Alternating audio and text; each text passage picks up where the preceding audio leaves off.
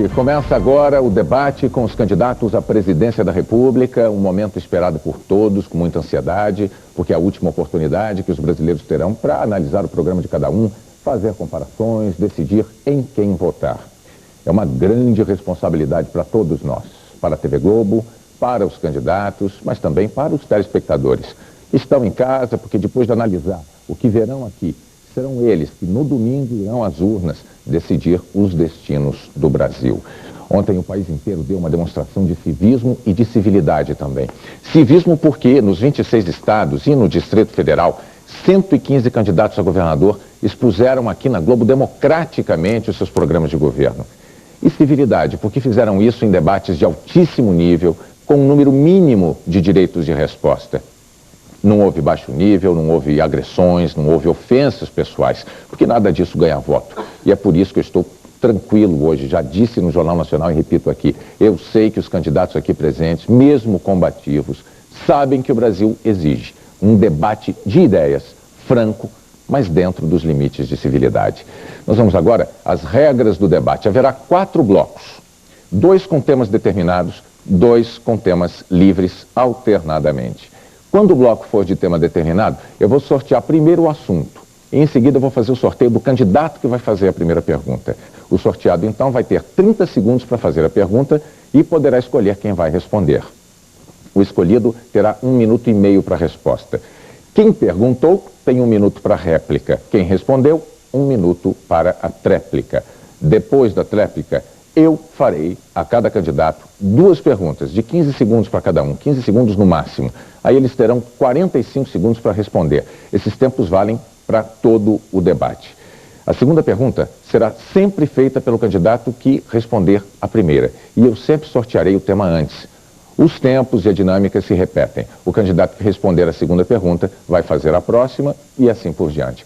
A regra determina que em cada bloco, todos os candidatos devem perguntar e todos devem responder.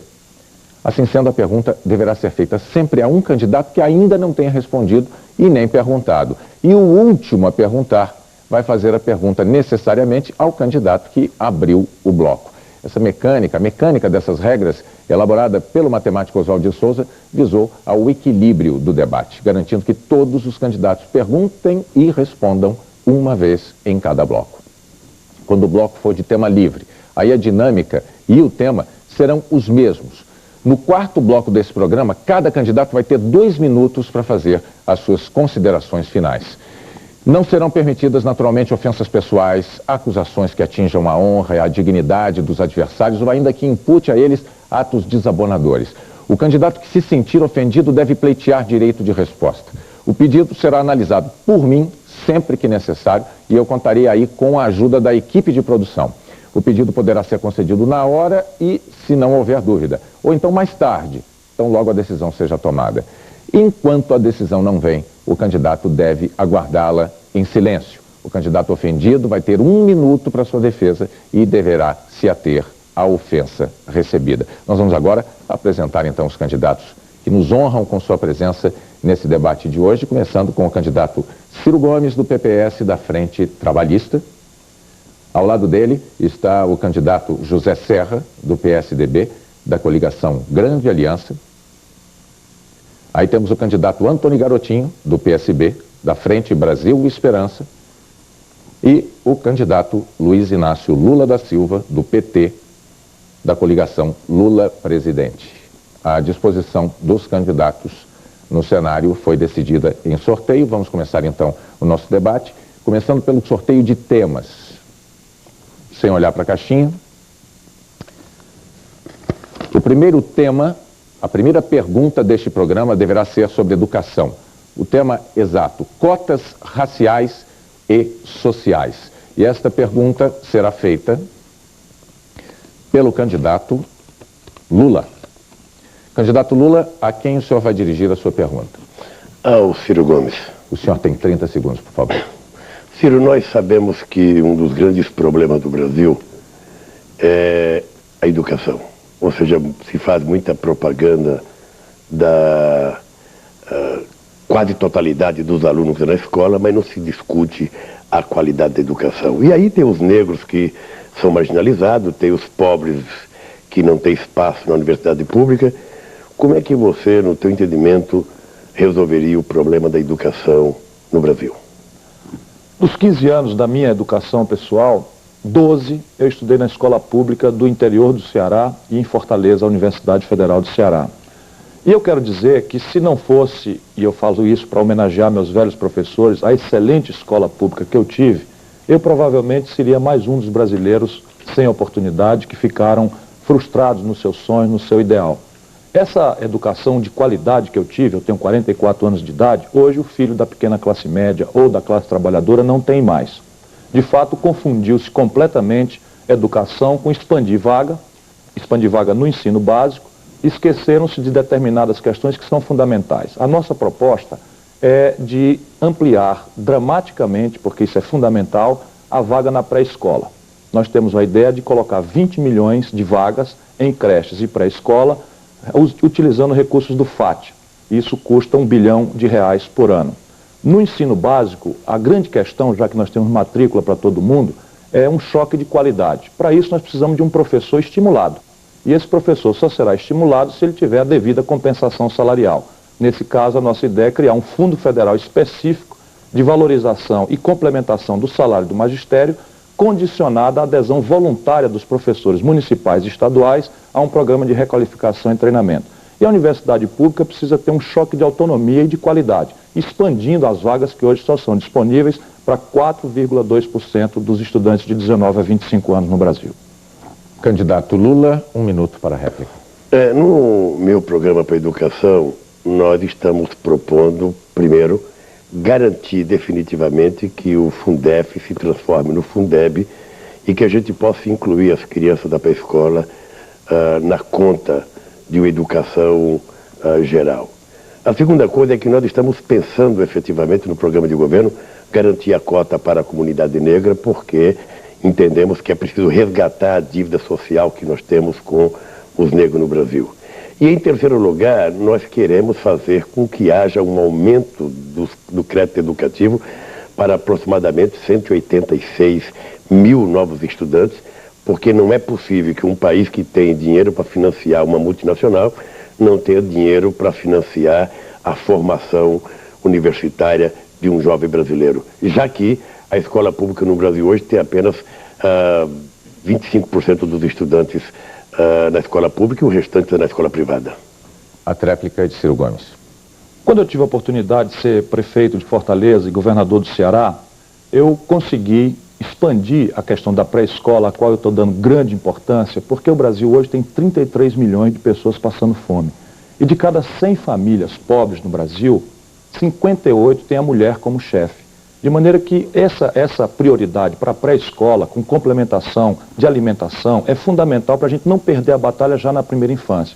Claro que na outra ponta, nós temos que ver esse aspecto étnico, ou seja, a questão da raça, que é um aspecto dramático da pobreza no Brasil. Eu também sou em favor das cotas, em todos os campos, inclusive na universidade e no serviço público, mas acho fundamental que a educação pública de qualidade seja o destino.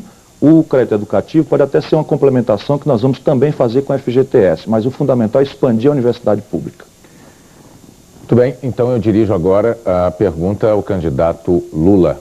Candidato, o senhor considera simples definir quem é negro e quem não é dentro dessa proposta de cotas, já que o próprio IBGE, ao fazer o censo, deixa a critério do entrevistado dizer se é negro, se é branco?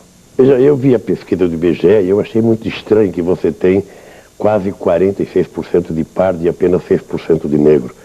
Possivelmente o preconceito no Brasil seja tão grande que muita gente ainda, por falta de consciência política, até por falta de maturidade, não se reconheça negro. Mas a verdade é que você tem forma científica para determinar quem é negro, quem é branco, quem é pardo, quem é amarelo. Isso é plenamente possível. Esse não seria o problema efetivamente. O problema que nós vemos é que no mercado de trabalho, que na educação, em todas as atividades, nós percebemos que o negro é marginalizado no Brasil historicamente. Além do negro, o pobre que trabalha, que não tem vaga na universidade para estudar no horário em que ele pode estudar. Candidato Ciro, os afrodescendentes negros talvez visualmente sejam de fácil percepção ou detecção. Mas e as cotas não valeriam para os mestiços? Olha, eu quero recusar, assim, de forma muito veemente, qualquer critério, especialmente critérios, entre aspas, científicos, para definir. Se nós afirmamos a questão das cotas, nós temos que aceitar o único critério possível, a autodeclaração. Quem se afirmar naquela circunstância deve merecer o acesso. Naturalmente, esse acesso não pode perder noções de mérito, porque isso também não pode depreciar uma raça, caboclos nordestinos, que eu conheço tão de perto, por exemplo, e essas pessoas devem competir entre si e a cota deve ser definida para que eles compitam entre si. Agora, eu recuso terminantemente, com grande veemência, qualquer outro critério que me parece extremamente perigoso, que não seja a autodeclaração. A pessoa declarou que deve ser recebida. Vamos dar sequência ao debate com um sorteio do próximo tema. A pergunta que o candidato Luiz Inácio Lula da Silva vai fazer é do tema economia. Aposentadoria de funcionários públicos. Candidato... Perdão. Candidato Ciro Gomes, a quem o senhor vai dirigir a pergunta sobre aposentadoria de funcionários públicos? Eu vou dirigir ao governador Garotinho. 30 segundos, por favor. Governador Garotinho, o Brasil hoje tem um dos seus 3 centrais problemas, a questão do rombo na Previdência. De um lado, isso é de uma injustiça desumana, porque há 13 milhões de brasileiros aposentados que não ganham aposentadoria suficiente para comprar 2 caixas de remédio para as doenças que vão chegando com a idade. De outro lado, você tem a falta completa de consciência no debate político, inclusive dessa eleição, sobre a solução para isso. O que é que o senhor pensa sobre isso? Bem, candidato Ciro Gomes, em primeiro lugar eu quero dizer que no nosso programa de governo do Partido Socialista Brasileiro, nós temos um objetivo: sanear as contas da Previdência, mas garantir os direitos adquiridos. Nós não podemos, de forma alguma, permitir que pessoas que durante anos contribuíram com 4 salários mínimos estejam hoje recebendo 2 salários. Nesse momento, muitas senhoras, muitos trabalhadores, homens de cabelos brancos, que deram a sua contribuição sobre 5 salários, recebem 2, recebem 1. Então, nós queremos fazer uma transição entre o regime atual, que é um regime de repartição, aliás, eu já vi você também falando sobre esse assunto, para um regime de capitalização. Isso não poderá ser feito de imediato devido a esse rombo que existe na Previdência. E, claro, quando você troca do sistema de repartição, onde todo mundo contribui, e o dinheiro é repartido para um novo sistema de capitalização, nós precisamos fazer uma fase de transição. Mas nós precisamos enfrentar a situação.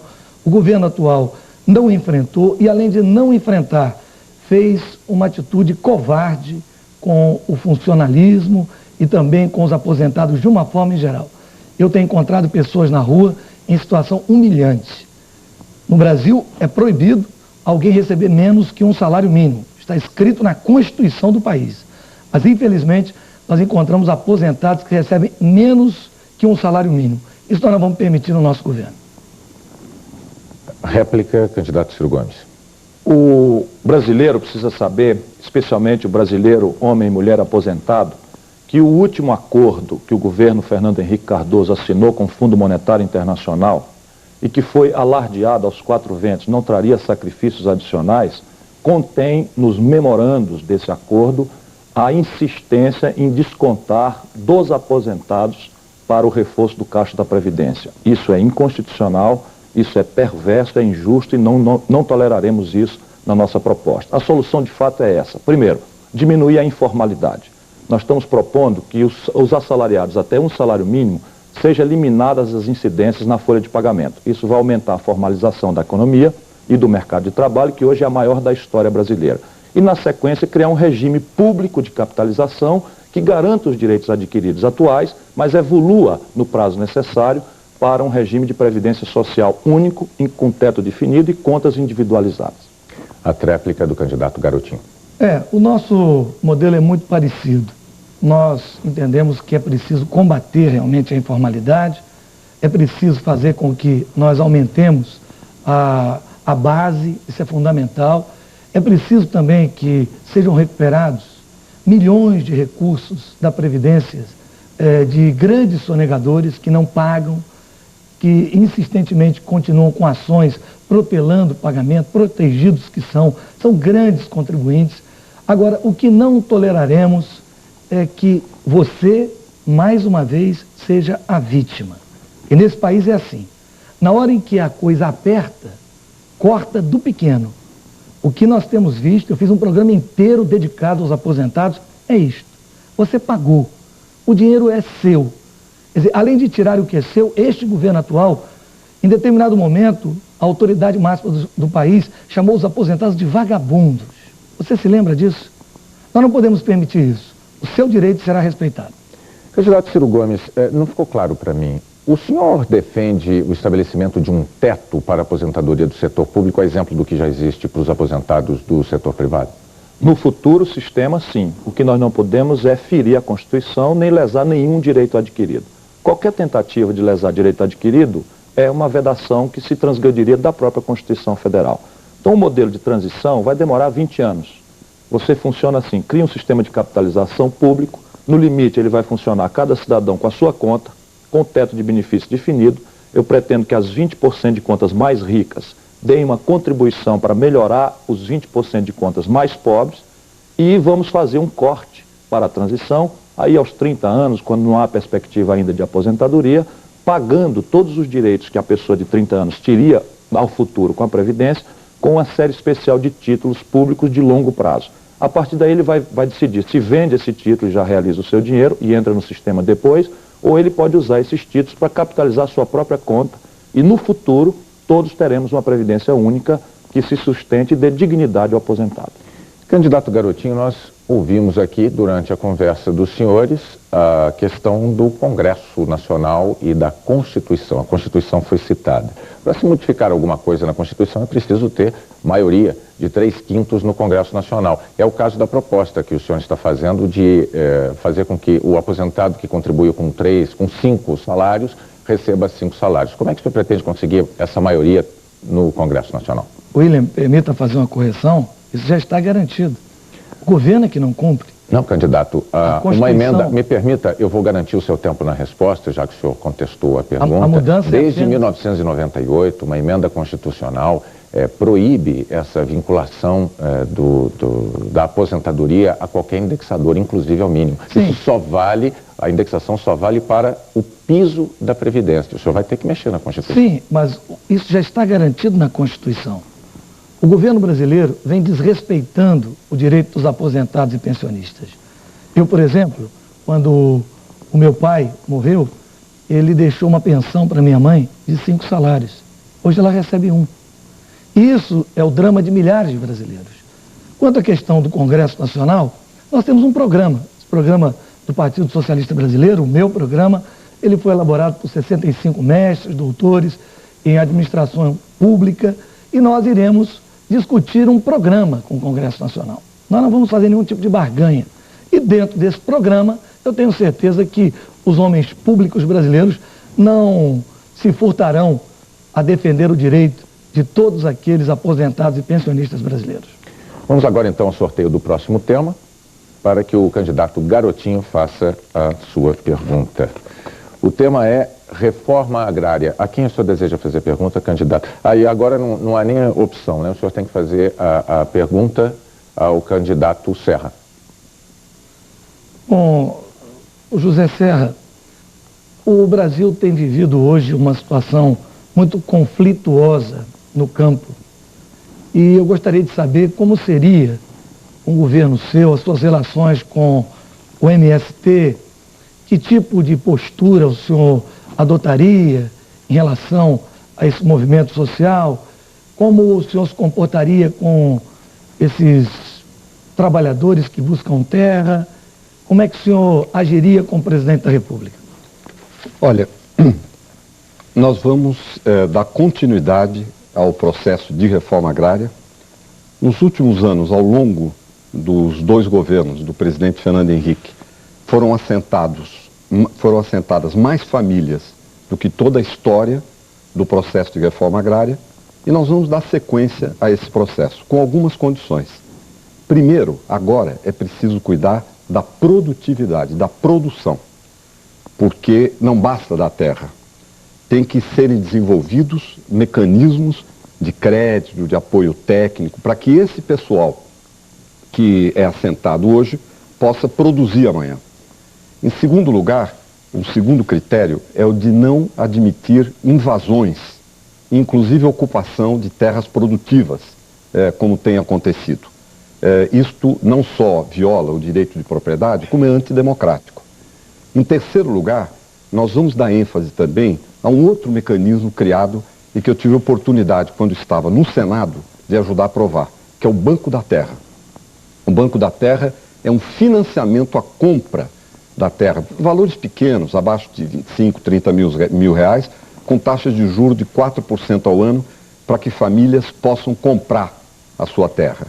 Isso tem funcionado bem, já foram R$1 bilhão nessa área, e nós vamos impulsionar o Banco da Terra para todo o Brasil.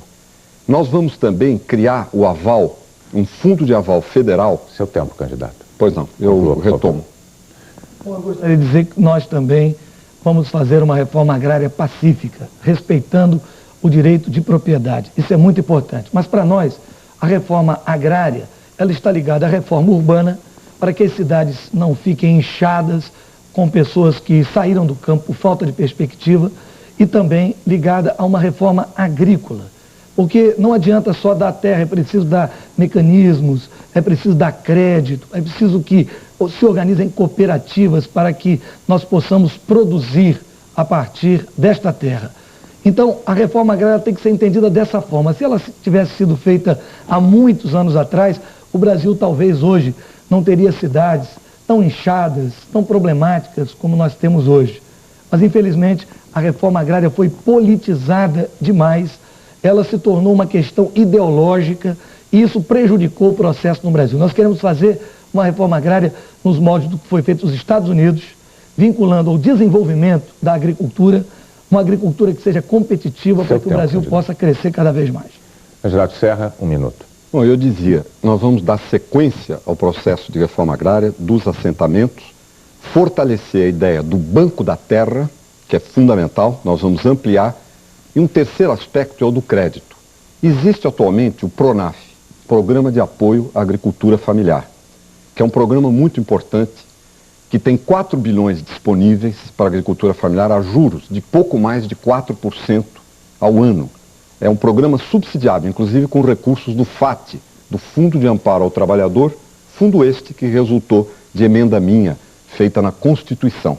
É um fundo para o qual esta emenda de minha autoria foi fundamental para a sua criação. E o FAT dá recursos para isso. Agora, apenas 2 dos 4 bilhões puderam ser captados como empréstimo. 2 ficaram sem poder ser aplicados porque os agricultores não tinham garantias.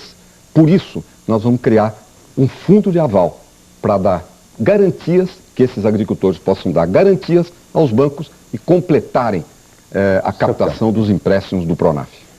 Candidato Garotinho, o senhor disse que vai fazer uma reforma agrária sem conflito, né? Pacífica.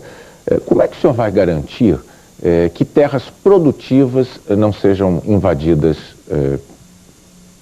por agricultores sem terra? A lei é bem clara. A lei garante que a terra produtiva tem o dono, o direito de propriedade será respeitado, nós não toleraremos nenhum tipo de ação violenta. É claro que um país que tem a quantidade de terras devolutas que o Brasil tem, ele não tem necessidade de ter conflito, a não ser pela inoperância do governo. Embora o candidato do governo diga que houve um grande avanço em relação à reforma agrária, não foi tão grande assim. Pela possibilidade que o Brasil tem, pela quantidade de terra que o Brasil possui, o Brasil já era para estar produzindo muito mais que 100 milhões de toneladas de grãos. Veja que a França, que é do tamanho de um estado brasileiro, produz mais do que isso. Então é preciso que haja uma orientação no sentido de priorizar efetivamente a reforma agrária. Candidato Serra, com relação à continuidade de programas que o senhor citou aqui, que tipo de comportamento teria o seu governo no caso de uma terra improdutiva, mas que estivesse distante da luz, da água, das estradas? Ela seria desapropriada, a despeito do custo que representasse? Precisa ter condição de colocá-la na produção. Você não vai desapropriar uma terra que está longe de tudo, ela não serve para nada. Apenas vai representar um terreno para as famílias poderem viver, mas não poderem produzir.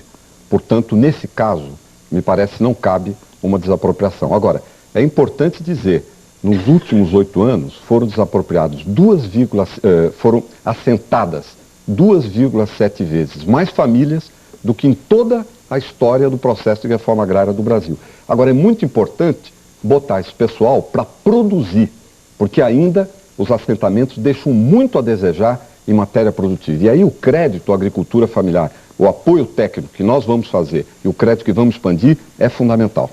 Bem, o candidato José Serra agora vai fazer uma pergunta ao candidato Luiz Inácio Lula da Silva. Eu vou sortear aqui.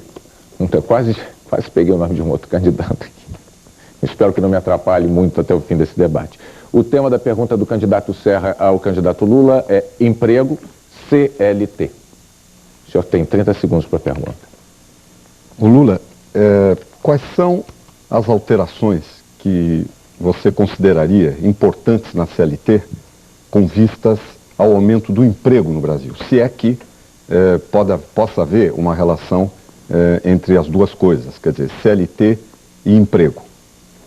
Eu acredito que precisa haver modificações, porque a CLT data de 1940 e nós precisamos fazer com que ela seja adequada à realidade atual, sem prescindir dos benefícios que os trabalhadores conquistaram. Eu acho que nós temos que ter clareza que não é apenas a CLT, porque de vez em quando se critica muito o custo Brasil, mas a verdade no e-cru é que o custo Brasil é pela taxa de juros, é pela falta de infraestrutura, pela péssima qualidade das nossas ferrovias, rodovias, dos nossos aeroportos e portos. Então nós precisamos ter em conta que gerar empregos não é apenas mexer na CLT.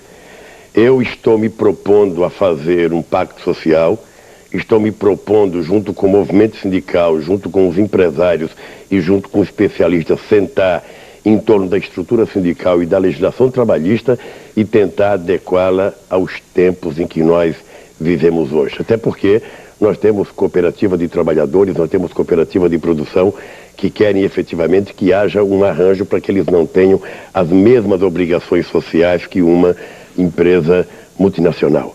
E o emprego vai ser resolvido quando a gente criar alternativa. Por exemplo, na questão da agricultura, de 1995 a 2001, praticamente 2,5 milhões de pessoas deixaram o campo, dos quais, praticamente 2 milhões da agricultura familiar. São 400 mil famílias que deixaram o campo, mais do que foi assentada em 8 anos. O candidato José Serra tem direito a 1 minuto para a réplica. Olha, eu também acho que a questão do emprego não se resolve só com CLT. Né? Isso está claro. Para ter mais empregos no Brasil, nós temos que acelerar o crescimento da economia, nós temos que puxar a economia através das exportações, temos um programa para isso, nós temos que enfatizar os setores que geram mais empregos, inclusive a agricultura familiar, com medidas como a que eu apontei em relação ao crédito ao agricultor familiar. Nós temos que puxar a atividade de turismo, que emprega muita gente, através da hotelaria, de serviços e tudo mais. Temos que puxar a construção civil, habitacional, temos que puxar as atividades de educação e de saúde. Quando eu estive no Ministério da Saúde, nós aumentamos os empregos em mais de 300 mil pessoas, mas a CLT tem também o seu peso. E eu queria perguntar para o Lula qual é a alteração mais importante para o emprego que ele vislumbra dentro da CLT. Veja, primeiro, eu disse no começo, não é a CLT que vai resolver o problema do emprego, ela pode facilitar, obviamente, na medida em que você adapta a realidade ao setor produtivo hoje. Agora é importante ter em conta, viu, Serra, você está lembrado que você foi constituinte e que nos direitos trabalhistas, praticamente, você teve uma nota de 3,5, porque votou muito contra os trabalhadores na elaboração da Constituição. Eu estou convencido que para você gerar os empregos que o Brasil precisa, você precisa retomar o crescimento da economia, você precisa investir na agricultura, na reforma agrária, você precisa investir no setor de serviço, no turismo, sobretudo, você precisa investir na micro, pequena e média empresa, você precisa reduzir a taxa de juros. Por quê? Ora, porque nenhum país do mundo vai para frente se a taxa de juros oferecida pelo governo for maior do que a taxa de lucro obtida por uma empresa. É por isso que eu entendo que nós precisamos mudar a CLT, mudar a estrutura sindical, e isso tem que ser pactuado com os trabalhadores, não vai ser por medida provisória não, nem por decreto-lei, isso vai ser negociado. Candidato Serra, O senhor, falando em CLT e tendo também na campanha eleitoral carteira assinada, carteira de trabalho como símbolo, poderia nos responder como é possível transformar trabalho informal em trabalho com carteira assinada? Olha, só para esclarecer, na Constituinte eu não votei contra os interesses dos trabalhadores, como foi dito. Pelo contrário, foram emendas minhas que viabilizaram um efetivo seguro-desemprego e criaram o Fundo de Amparo ao Trabalhador. Essas notas a que ele se refere são outras coisas, inclusive monopólios, no caso da mineração e tudo mais. Agora, quanto à questão específica da informalidade, nós temos que atuar, inclusive na CLT, para diminuir essa informalidade. Por exemplo, no campo, há um regime de trabalho diferente, que às vezes não é de 8 horas, é um trabalho sazonal. Não pode ficar na camisa de força da mesma legislação. Com relação aos autônomos, aí é uma questão de encargos sociais, me refiro aos trabalhadores independentes, por conta própria, etc. A gente tem que ter mais flexibilidade, reduzir alíquotas, criar um regime especial de contribuição para que se formalizem. Da mesma forma, no plano das empresas. Quer dizer, nós temos que flexibilizar o sistema e fazer uma grande ofensiva para poder aumentar a formalização. Seu tempo, candidato, por favor. Candidato Lula, não ficou claro ainda para mim se o senhor apoia ou não apoia a flexibilização da CLT como forma de estímulo à criação de emprego. Tal como ela foi feita, não, e definitivamente não. Porque a flexibilização feita e acordada pelo governo não gerou nenhum emprego. Até porque o empresário é inteligente, ele não quer dentro da mesma fábrica 2 trabalhadores em condições diferentes, porque isso vai gerar conflitos.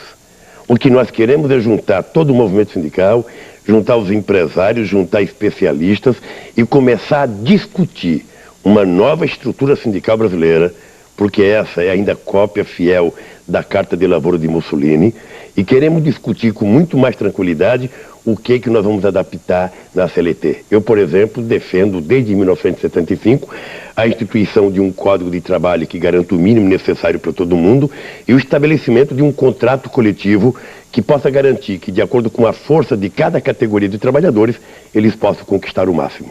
Está encerrado aqui o primeiro bloco do nosso debate com os 4 principais candidatos à presidência. Nós voltaremos depois do intervalo com um bloco de temas livres. Até já.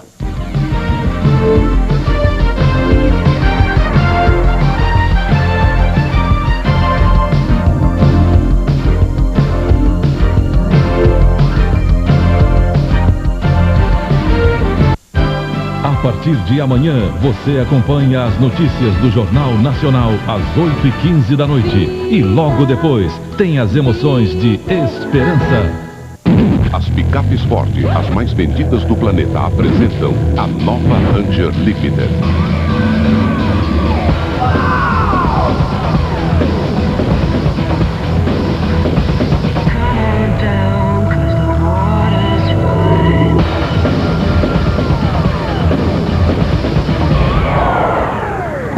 E aí? Demais! Agora é minha vez. Nova Ranger Limited. A aventura está no nosso sangue. Agora chegou a vez, vou cantar. Mulher brasileira em primeiro lugar. Norte a sul, o meu Brasil caminha sambando. Quem não viu, mulher de verdade. Sim, senhor, mulher Havaianas, porque as deusas são brasileiras. O Estado do Rio tem que ter um federal verde e ligado na geração de emprego e renda. Preservação e recuperação ambiental e principalmente saneamento são saúde e emprego. Guida Federal 4300. Guida Federal 4300. Amor, vai comprar um franguinho pra gente? Zé! Vai comprar um franguinho fresco, vai? Fresco, hein? Grande Zé! Você não vai escapar dessa, vem cá, meu.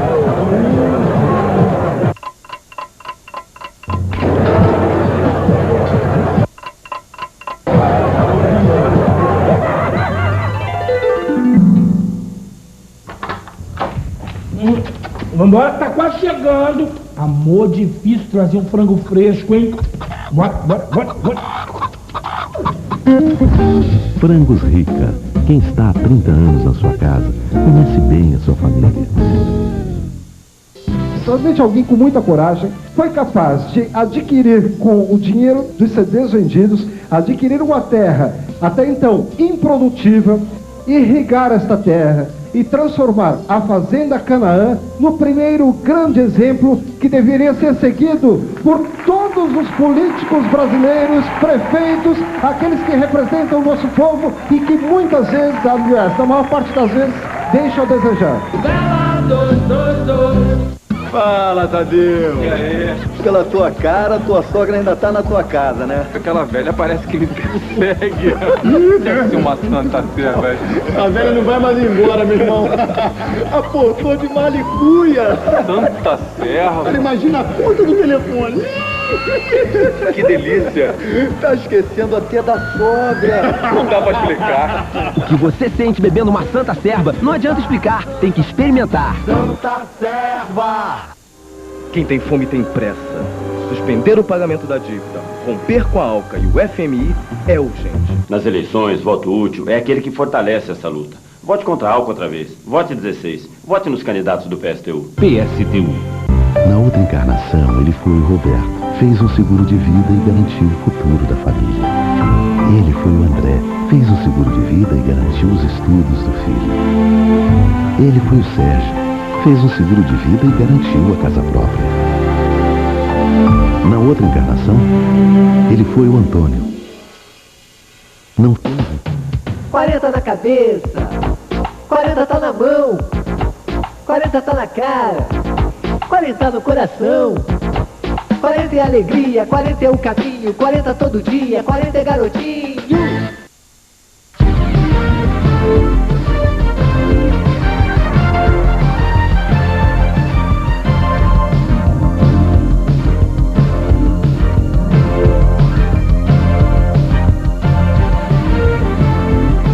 Estamos de volta ao debate com os presidenciáveis. Nesse bloco o tema é livre. Eu me limito a sortear então o nome do candidato que vai fazer a primeira pergunta deste bloco. Vamos lá. É o candidato José Serra quem vai fazer a primeira pergunta. O senhor, por favor, diga a quem vai fazer a pergunta e pode anunciá-la em 30 segundos. Perguntar ao candidato Lula. Lula, existe alguma razão que explique o fato de a tarifa de ônibus na cidade de São Paulo, que é governada pelo PT, a maior cidade governada pelo PT, ser uma das mais caras do Brasil? Eu acho que é, inclusive, talvez a mais cara entre as capitais. Eu pergunto se tem alguma razão específica para isso. Eu pergunto também porque trata-se de uma prefeitura do seu partido, numa cidade tão importante. Se fosse uma disputa para prefeito, ficaria mais fácil. Veja, possivelmente tenha e muitas razões. Primeiro porque a Marta Suplicy está apenas há 1 ano e 8 meses no governo e a Marta pegou a cidade de São Paulo quebrada, falida, depois de 8 anos de experiência de Pita e de Maluf. Segundo, porque a Marta teve que praticamente reestruturar parte do sistema de transporte de São Paulo, porque estava praticamente vendido também no último mandato do governo Pita. Terceiro, porque a Marta tem feito acordo com os sindicatos e com os trabalhadores. Se você me perguntar quanto custa a passagem de ônibus de São Paulo, eu não sei porque eu moro em São Bernardo do Campo.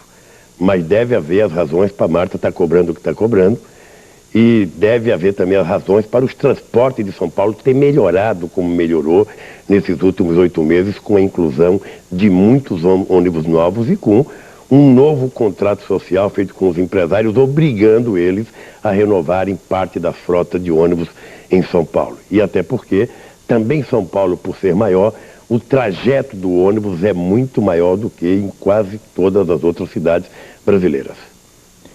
1 minuto para a réplica. É mais ou menos, mais ou menos não, é 1,40 a tarifa e... De fato, eu acho que você mesmo levantou durante a campanha que era importante debater as administrações, as experiências de PT no governo, por isso que eu fiz a pergunta. Eu ouvi atentamente a explicação. Quero dizer também que todas as prefeituras do PT da Grande São Paulo fizeram a mesma tarifa. Agora, eu acho até que a administração do PT na capital gostaria de ter uma tarifa menor. é a mais alta entre as capitais que eu verifiquei, mas eles gostariam de ter uma tarifa menor. Tarifa não é a mais alta pelo gosto.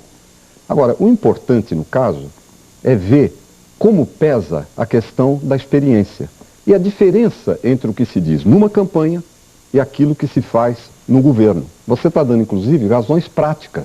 Não, é preciso investir mais, é fazer isso, fazer aquilo, etc. Mas, na verdade, quando nós baixamos, por exemplo, fortemente os preços dos medicamentos da AIDS, nós o fizemos baseados na experiência. Tinha todo tipo de dificuldade. Candidato Lula, 1 minuto para a tréplica. Eu vou fazer a tréplica até por uma questão de respeito ao Serra, porque, veja, primeiro que a Marta pegou o ônibus do Maluf e do Pita num preço, e o reajuste que ela deu foi um reajuste acordado, inclusive com os sindicatos. Segundo, a experiência que você tanto avoca, Serra, é responsável por deixar o Brasil numa situação quase que de concordata internacional, porque nós nunca estivemos tão vulneráveis como estamos agora, vendo até o presidente da República aparecer na televisão mais triste, porque foi gerado 12 milhões de desempregados nesse país, muitas empresas quebraram nesse tempo, a agricultura brasileira poderia exportar muito mais, exporta menos, porque nós não temos sequer coragem de brigar na Organização Mundial do Comércio. E eu acho, meu caro, que a Marta Suplicy, hoje, com 1 ano e 8 meses de governo, ela é talvez uma das prefeitas melhores avaliadas de São Paulo. É engraçado porque eu faço campanha em São Paulo todo dia, nunca ninguém reclamou para mim do ônibus. Você não anda e reclamou. Seu tempo, candidato, por favor. Eu vou dirigir então a pergunta agora ao candidato José Serra, já que o assunto inicial, a questão inicial, diz respeito a tarifas públicas. Qual será, no seu governo, como presidente, a sua política para as tarifas públicas no Brasil? Olha, eu acho que tarifa pública tem que ser controlada, não pode ser liberada. E acho que elas não podem subir desproporcionalmente sem razão. No caso de São Paulo, elas subiram mais sim. Elas, em termos reais hoje, pesam mais do que na época do Maluf e do Pita. E o transporte não melhorou não, basta perguntar para a população. E a questão da experiência, nesse caso, eu considero fundamental, e eu falo da minha. Eu abaixei o preço dos medicamentos da AIDS, abaixamos o preço de medicamentos através dos genéricos e conseguimos fazer a melhor campanha contra a AIDS do mundo em desenvolvimento. Agora, essa questão de experiências de governo, aquilo que se diz numa campanha, as propostas que se fazem, aquilo que se realiza, aí com o pé no chão, com realismo, etc., sempre há uma diferença grande entre elas, é isso que eu quis mostrar aqui. Candidato Lula, o senhor presidente da República, qual seria a sua política para as tarifas públicas? Olha, sem nenhuma falta de modéstia, o Serra deveria, de vez em quando, utilizar a Serra, até para o povo ficar esclarecido, que é verdade que houve uma boa política de combate à AIDS, houve o genérico, que foi uma coisa importante, mas você poderia reconhecer, olha, isso é obra do PT, do Davi Capristano, que me orientou, que me ajudou, porque a primeira cidade a ganhar prêmio foi exatamente a Prefeitura de Santos. Segunda, tarifa pública tem que ser controlada. O coitado do trabalhador brasileiro ganha o seu salário em real e ele paga a gasolina de acordo com o aumento do dólar, paga o gás de acordo com o aumento do dólar, paga a energia elétrica de acordo com o aumento do dólar. Que controle de tarifa é esse que não foi feito quando vocês fizeram a privatização do setor de energia? Candidato Lula, obrigado pela resposta. O candidato Serra fez menção de pedir direito de resposta, mas definitivamente as regras não prevêem num caso como esse.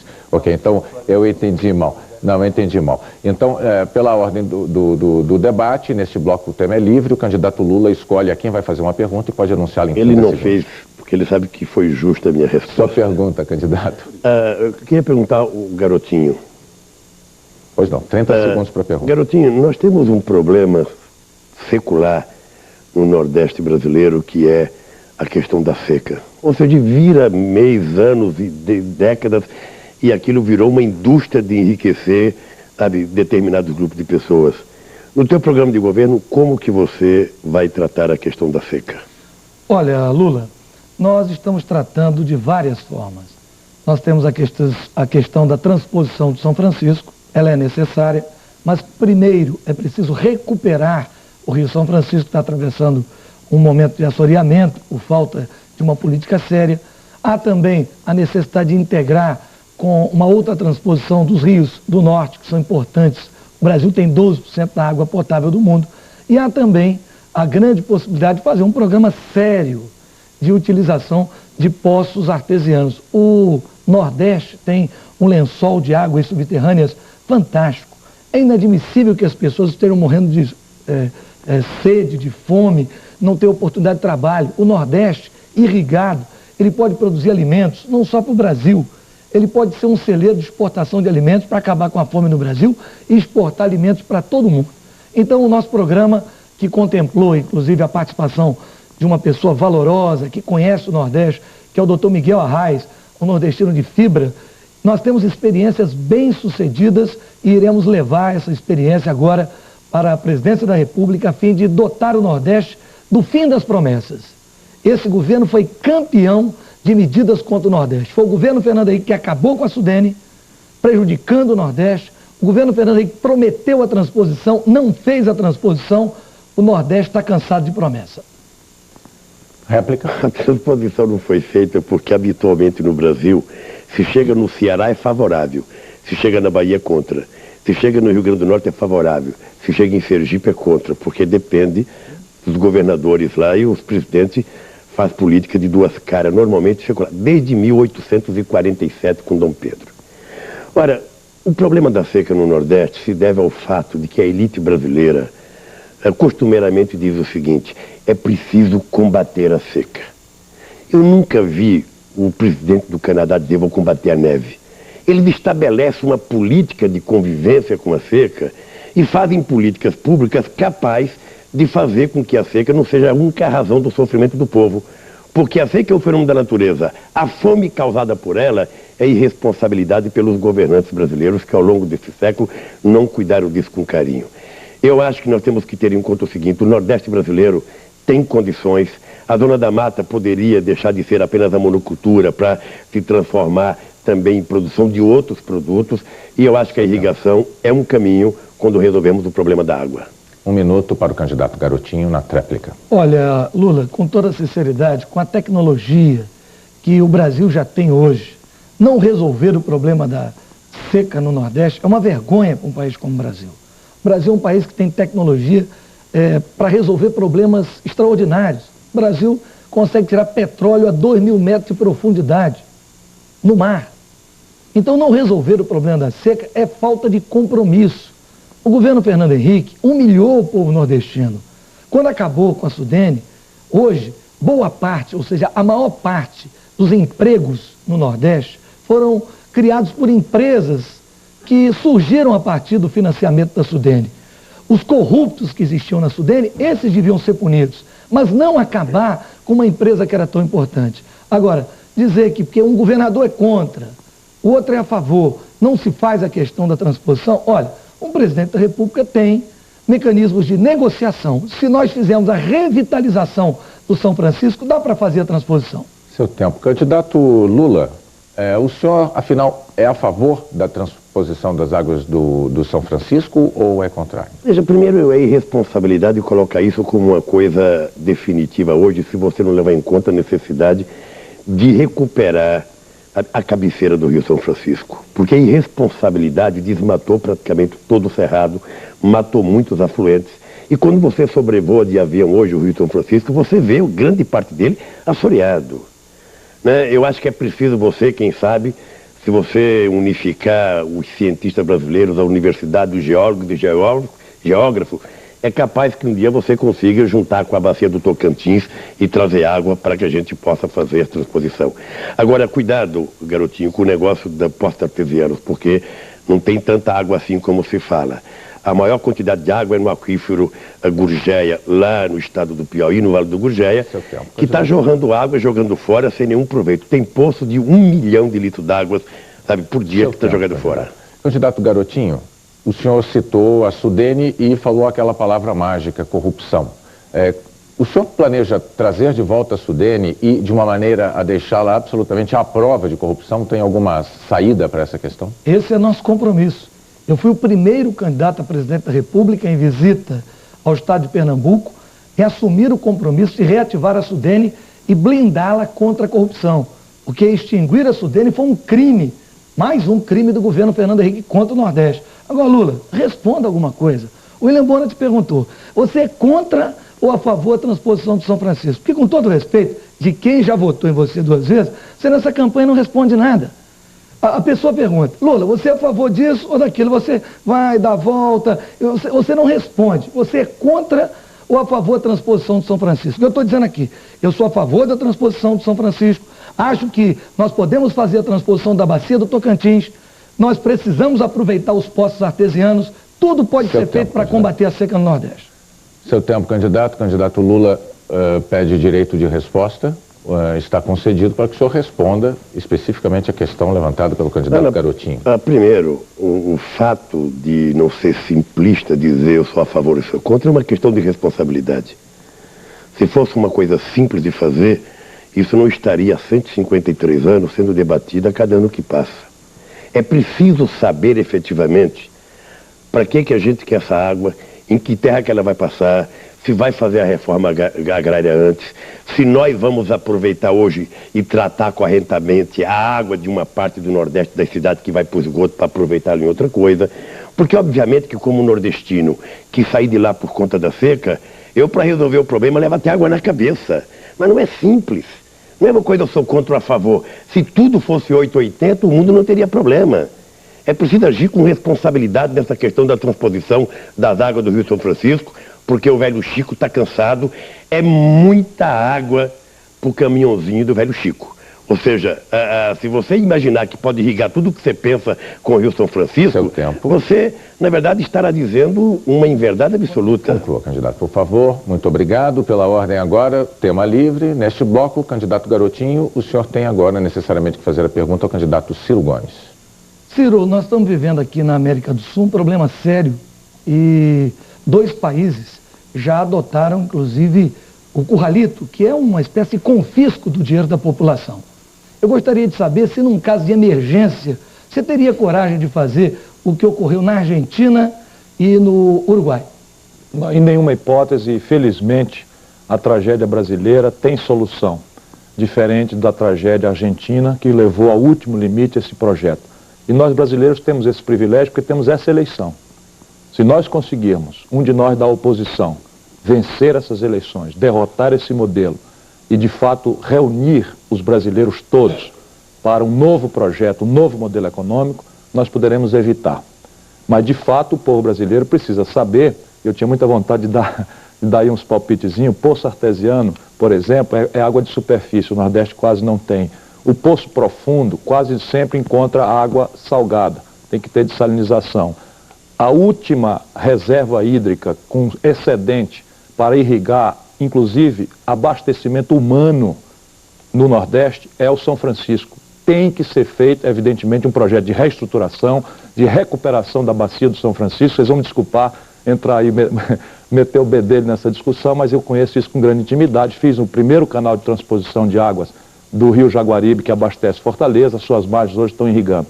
Sobre a questão do curralito, o Brasil pode interromper e não ter isso, mas hoje o galope da dívida interna que os senhores do governo fizeram é a coisa mais irresponsável e criminosa que se fez contra esse país em todos os tempos. Eu fui ministro da Fazenda, a dívida correspondia a menos de 1/4 de o que o Brasil produz por ano.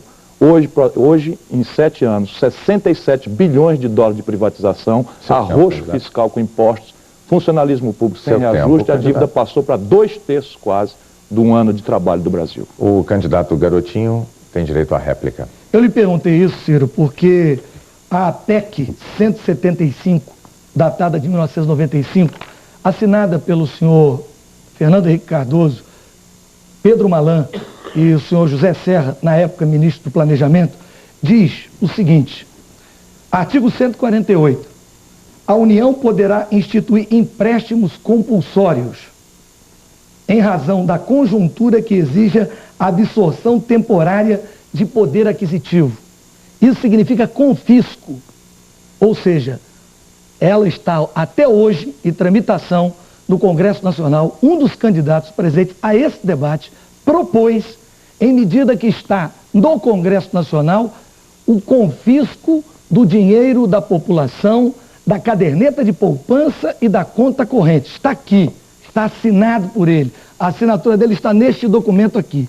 Eu gostaria de saber a sua opinião, por isso eu lhe perguntei, você é um economista, eu queria que você traduzisse para a população o que quer dizer, em razão da conjuntura econômica que exige a absorção temporária de poder aquisitivo. Candidato Ciro Gomes. A tradução é simples, é aquilo que o Collor fez com a caderneta de poupança.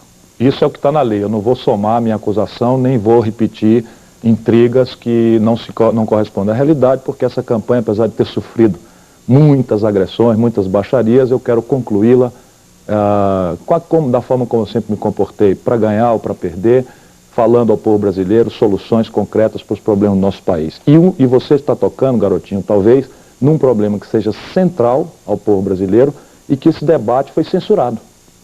Por que o país não cresce? O país não cresce porque tem uma taxa de juros que é muito maior do que o lucro do comércio, da indústria e do coisa. Por que a taxa de juros é tão grande? Porque essa gente explodiu a dívida interna, enriqueceu como nunca aconteceu na história da humanidade. Meia dúzia de brasileiros privilegiados, que são os donos dos bancos, destruiu nossa base produtiva, internacionalizou a substantiva parte da nossa infraestrutura e fez os salários encolher mais de 20% no período. Essa é a tragédia que deveria ter sido discutida e infelizmente não foi. Está esgotado o tempo, obrigado, candidato. Eu vou dirigir então uma pergunta ao candidato Antony Garotinho. Vamos aproveitar essa oportunidade, já que se tratou do tema dívida interna, Corralito. O senhor garante que de forma alguma nem prazo de resgate e nem rendimento combinado será desrespeitado para aqueles brasileiros que têm dinheiro aplicado? Eu repito, quem fez a PEC 175 de 1995 não fui eu. Tudo o que é direito da população e que está na sua caderneta de poupança ou está na sua conta corrente será garantido. A população que nos assiste agora precisa saber que um dos candidatos presentes aqui assinou, na época como ministro do Planejamento, isto que diz o artigo 148 desta proposta que foi enviada ao Congresso e está sendo debatida até hoje. A União poderá instituir empréstimo compulsório, ir na sua conta e tomar o seu dinheiro. Quando? Em razão da conjuntura que exija absorção de riqueza. Isso é confisco, isso não pode haver nesse país. Candidato Ciro Gomes, a sua vez de responder a mesma questão. Nenhum tipo de aplicação financeira terá desrespeitado o prazo de resgate ou o rendimento previamente programado se o senhor for presidente da República? Não, comigo na presidência da República, o depósito de todos os brasileiros, seja em conta corrente, seja em caneta de poupança, seja em CDI ou qualquer tipo de aplicação, será rigorosamente respeitado. Mas eu quero fazer uma ponderação clara. O Brasil ou volta a crescer, e nós temos que, para fazer crescer a economia brasileira, mudar o modelo econômico, mudar o sistema de cobrança dos impostos, tirar esses impostos da cadeia da produção, tirar dos salários para permitir que produzir seja mais fácil, que a população possa comprar mais e isso gerar uma demanda maior. O Brasil precisa refundar, criar de novo o sistema de previdência do jeito que eu já propus, que é uma coisa complicada, mas é fundamental e inadiável. E mais do que tudo, o Brasil precisa sair dessa ciranda de dependência de capital estrangeiro. Isso pode matar o Brasil.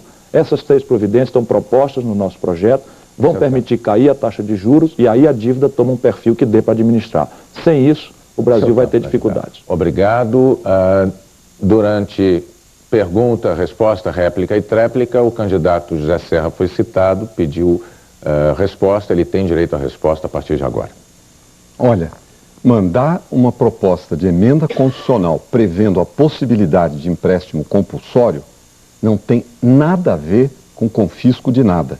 Até porque é uma emenda constitucional que foi para o Congresso e até porque qualquer empréstimo compulsório tem que ser aprovado por lei. Não pode, inclusive, ser medida provisória, porque toda alteração da Constituição, depois ela só pode ser aplicada por lei. E empréstimo compulsório não quer dizer poupança, não quer dizer corralito, não. Isso nem é empréstimo compulsório, a menos que se queira forçar a interpretação. Empréstimo compulsório é algo que se faz sobre combustível, é algo que se faz sobre um preço, é algo que se faz para algum setor que de repente tem lucros extraordinários e que se cria uma situação injusta ou de desequilíbrio econômico e tudo mais. Isto está sendo discutido e se fosse, teria que ser aprovado cada empréstimo compulsório por lei, não é medida provisória sem nenhuma imposição. Eu batalhei contra as medidas do Collor. Peço que respeite o tempo. Dentro do nosso... Eu quero fazer uma observação. Enquanto um dos candidatos fala, todos os demais devem guardar aquele silêncio respeitoso que se espera de pessoas que postulam o cargo de presidente da República. Eu tenho certeza de que não farei mais essa observação durante essa noite. Pela ordem do nosso bloco com temas livres, agora o candidato Ciro Gomes deve dirigir uma questão ao candidato José Serra. 30 segundos, por favor. O Brasil, Zé Serra, tem a menor taxa de crescimento econômico dos últimos 50 anos. Tem o maior volume de desempregados da história. A maior informalização, a maior quantidade de gente trabalhando sem documento. O Brasil encolheu a massa de salários 20%. O Brasil está com 70% das estradas destruídas. O Brasil está com iminência, de novo, de falta de energia elétrica. Os senhores aumentaram os impostos como nunca o Brasil experimentou. Os senhores contraíram a despesa do funcionalismo público que está sem reajuste há 8 anos, como nunca se fez. Vou fazê-lo agora. Mas o tempo... E a grande pergunta é, o que deu errado? O que aconteceu? Olha, eu não tenho essa visão pessimista sobre o Brasil. Pelo contrário, eu tenho uma visão boa sobre o nosso futuro. Os problemas brasileiros estão resolvidos? Não. A gente pode ficar falando horas dos problemas e fazendo críticas. O Brasil está cheio de problemas. A questão é outra, é como resolver esses problemas. E eu sou otimista com relação ao futuro. Creio que nós podemos ter um período agora pela frente muito importante de crescimento econômico, crescimento do emprego, juntando com políticas sociais que elas sim representaram avanços.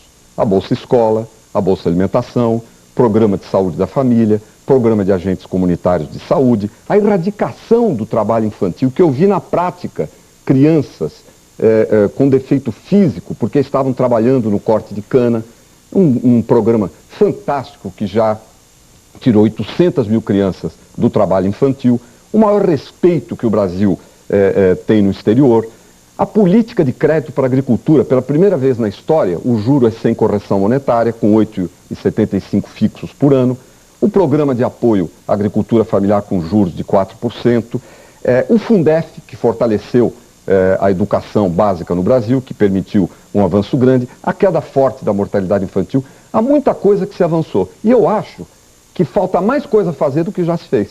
Mas o importante é fazer com que amanhã seja melhor do que hoje, não apenas fazer críticas e apontar problemas. Candidato Ciro Gomes. Eu tenho 20 anos de vida pública, já fui deputado, já fiz muitos projetos, já fui prefeito de uma capital, não tinha nem 30 anos. Já fui governador de um estado, até hoje é recorde meu, com 32 anos, já servi ao país como ministro da Fazenda e sou um inveterado otimista a ponto de ter coragem de postular a presidência da República, apesar de conhecer com grande profundidade, em função da minha experiência, a profunda desarrumação da casa que está aí. Dívida externa sem ter como pagar, dívida interna impondo juro e trazendo a inflação de volta, e a grande pergunta não foi respondida. Se o país está com a menor taxa média de crescimento, isso não é questão de olhar para o passado, é hoje. Ninguém vai inventar um outro país engabelando as pessoas com palavras que são coisas cor-de-rosa, porque esse é o país que um de nós vai herdar. E eu sei concretamente o que é que deu errado. Montou-se um modelo de transferência de riqueza dos salários e da classe produtiva para o sistema especulativo. E isto é que de fato está em discussão. Não é questão de pessimismo ou otimismo, nem é questão de olhar para o passado, é olhar que tipo de país nós estamos tratando para governar. A tréplica, 1 minuto, é para o candidato José Serra. Olha, eu volto àquele ponto. Nós temos boas condições para crescer para diante. Muito boas. Nos últimos anos, tivemos perturbações internacionais sérias. Apesar de que a política cambial, a política do câmbio real em relação ao dólar, passou a ser adequada para o crescimento econômico de 99 para cá. No entanto, houve várias crises que efetivamente trouxeram problemas para o Brasil. Ano após ano. Da crise da Argentina, a derrubada das torres, do World Trade Center, as perturbações na própria economia norte-americana e tudo mais. Mas eu vejo que o Brasil tem um grande raio de manobra por diante, inclusive para diminuir a sua dependência externa através das exportações, da substituição de importações, uma política ativa. E o Brasil é campeão em muita coisa, não é apenas em futebol. Nós somos campeões em soja, somos campeões em aço, em aviões de médio porte. A gente tem condição para ocupar um lugar importante na economia mundial. Nós temos a melhor campanha contra a AIDS do mundo, que o Lula fez no PT, candidato. Mas enfim, tem muita coisa boa. Candidato Ciro Gomes, o senhor estabeleceu uma lista tão longa de problemas para o futuro que quase não deu tempo de fazer a pergunta. Então, vamos aproveitar para esclarecer isso. Diante do quadro de instabilidade econômica internacional e política também, como é possível o Brasil crescer? Desculpa, olha, eu, Bonner, não posso concordar com esse álibi que estabelece uma culpa no estrangeiro para as mazelas que são do modelo brasileiro. A China está crescendo a 8, 10% ao ano todos esses anos. O Nordeste da Ásia passou por crise tremenda, está crescendo a Malásia a 6%. Aqui vizinho, o Chile tem uma inflação menor do que a brasileira e uma taxa média de crescimento maior do que a nossa. O México tem uma inflação menor do que a nossa e uma taxa de crescimento média também maior do que a nossa. O problema aqui é que se montou um modelo de manipulação da taxa de câmbio, quando o senhor ministro José Serra era do Planejamento, membro do Conselho Monetário Nacional, para fazer um câmbio tão artificial que permitisse o populismo da reeleição. E isto explodiu as dívidas brasileiras. O conserto existe. O Brasil tem terra, tem água, tem minerais, tem petróleo, enfim. Agora, qual é o conserto? Tem que mudar as instituições da política econômica, o modelo tributário, o modelo previdenciário, eliminar o déficit externo. Por favor. Candidato Serra, eu lhe dirijo quase a mesma pergunta, porque o senhor apontou na sua resposta que o Brasil iria exportar mais. Então, adaptando, como é possível exportar mais diante de um quadro de instabilidade econômica e política internacional como o que nós temos neste momento?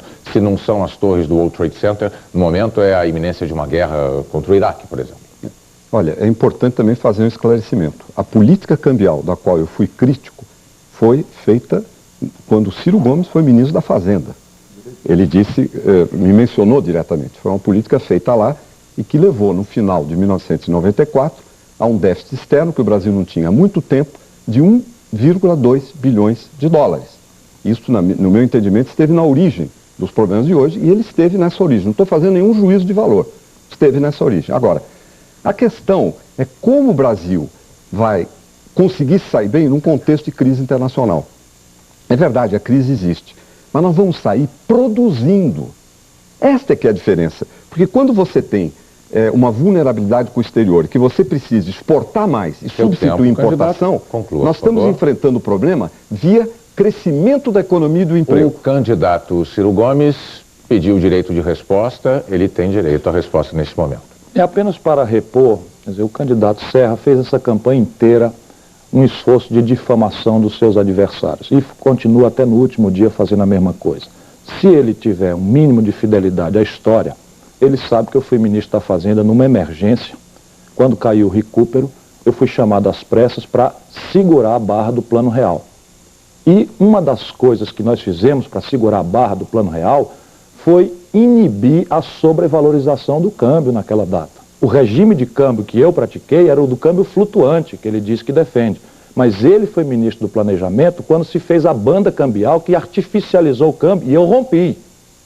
Fui lá o primeiro governador eleito pelo PSDB, rompi, recusei ser ministro da Saúde, que ele aceitou, porque vi que estavam fraudando aquilo que era a melhor intenção do Plano Real na sua origem, no governo Itamar Franco. O candidato José Serra tem o direito de resposta. O senhor disse que ele promoveu uma campanha de difamação. Eu vou lembrar, antes que o candidato exerça seu direito de resposta, que este é um momento chave do debate. É um momento em que o candidato tem o direito a se defender daquilo que julga ter sido uma ofensa.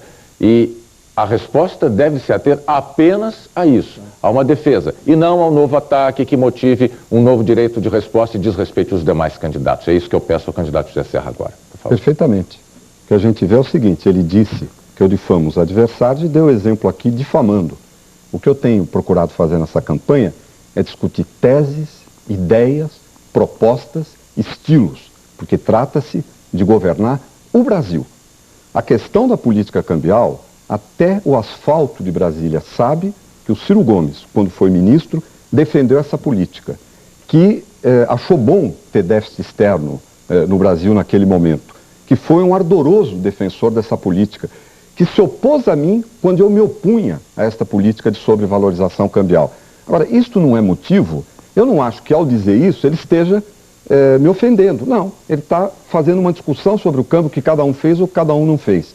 Nesta campanha, eu debato ideias, propostas o que cada um fez no passado. Eu acho legítimo que isso seja feito. Difamação é outra coisa, é o que eu tenho sofrido antes do horário eleitoral e depois, inclusive pela internet. Esgotado o seu tempo, está concluído este bloco do debate Eleições 2002. Nós voltaremos no próximo aí, novamente, como no primeiro bloco, com temas que são sorteados aqui entre os candidatos. Nós voltamos já.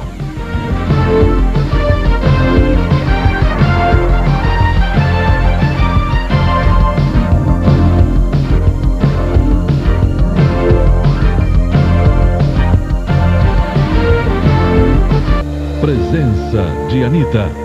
Lúcia descobriu que está sendo traída por Nando. Eu saio de São Paulo, eu venho pra cá, pra uma fazenda no meio do mato, tentando salvar ou pelo menos remendar o meu casamento. E é aqui que ele encontra outra mulher. Mas vamos descobrir quem é essa mulher. Não deve ser difícil numa cidade pequena como essa, só temos que fazer um plano. Nesta quinta, Presença de Anitta. Agora chegou a vez, vou cantar. Mulher brasileira em primeiro lugar. Norte a sul do meu Brasil, caminha sambando. Quem não viu, mulher de verdade. Sim, senhor, mulher Havaianas, porque as deusas são brasileiras.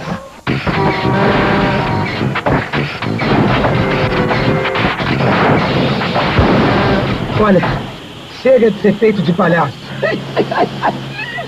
Põe gasolina Texaco, por favor.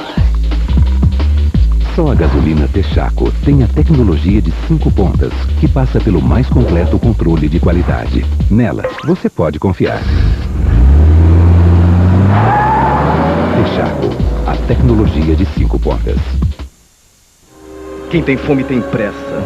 Suspender o pagamento da dívida, romper com a ALCA e o FMI é urgente. Nas eleições, voto útil é aquele que fortalece essa luta. Vote contra a ALCA outra vez. Vote 16. Vote nos candidatos do PSTU. PSTU.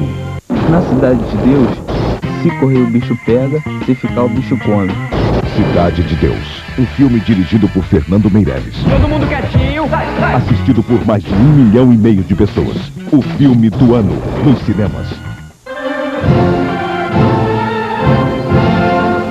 Desde o início do horário eleitoral, coloquei à disposição de qualquer pessoa interessada em manter contato comigo a linha telefônica gratuita 0800-282-2621.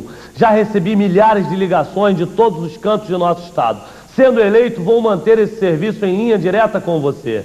Esse é o meu caminho, ser a sua voz no Congresso Nacional, respeitando sempre a sua opinião. Sepúlveda 5656. Maxi Semana de Cozinha e Lavanderia Casas Bahia. Tudo em eletrodomésticos para sua cozinha e lavanderia está aqui na Maxi Semana. E melhor, em 8 vezes sem juros.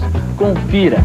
Refrigerador Frost-Free Brastemp 319 litros, apenas 8 vezes de R$ 171 mensais sem juros. Lavadora Brastemp 7 quilos, só 8 vezes de R$ 149 mensais sem juros. Maxi Semana de Cozinha e Lavanderia. É por isso que a gente se encontra nas Casas Bahia. Como presidente regional do PTdoB, conclamo toda a nossa militância em todo o estado, nossos 30 mil filiados e diretórios, para que apoiem e votem em João Miguel, número 701, candidato ao Senado pelo PTdoB. Ele vai em Brasília defender as nossas propostas. Em prol do trabalhador, o PTdoB defende mais verbas para saúde, educação e meio ambiente. Vote nos candidatos do PTdoB. Para senador, João Miguel, número 701, PTdoB. Zé é um bom companheiro, o Zé é um bom companheiro, o Zé é um bom companheiro, ninguém pode negar. O Zé é um bom companheiro, o Zé é um bom companheiro, o Zé é um bom companheiro, ninguém pode negar. Faça um seguro de vida da Sinaf Seguros. Sua família vai te amar para sempre.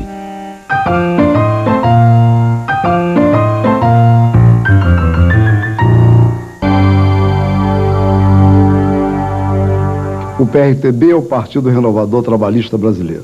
O PRTB luta pela melhoria da qualidade de vida do nosso povo, pelo fortalecimento político e econômico do nosso Estado, pela valorização do interior e pelo trabalhismo participativo.